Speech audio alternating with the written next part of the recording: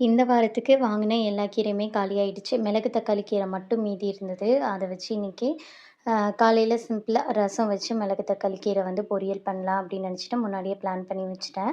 எல்லா கீரையுமே வந்து காலியாயிடுச்சு. மத்த கீரை எல்லாம் ஒவ்வொரு கட்டு வாங்கியிருந்தேன். ஆனா மிளகு தக்காளி கீரை மட்டும் 2 கட்டு வாங்கியிருந்தேன். ஏன்னா இத வந்து நம்ம பொரியல் மட்டும் தானே பண்ண முடியும். அதனால ஒரு கட்டு மட்டும் அப்படின்னா பொரிச்சு மதியத்துக்கு மட்டும் யூஸ் பண்ணிக்கிட்டோம் அப்படின்னா போதுமா இருக்கும். நைட்டுக்குள்ள வந்து காலியாயிடும். இதுவே 2 கட்டு அப்படின்னா கண்டிப்பா பொரிச்சோம்னாலுமே நெறையா தான் இருக்கும். அதனால 2 நேரத்துக்கு எடுத்துக்கிட்டா தான் காலியாகும். இல்ல நைட் நேரத்துக்கு கண்டிப்பா நம்ம சாப்பிட மாட்டோம். நேரா வந்து டஸ்ட்பின் போயிரும்.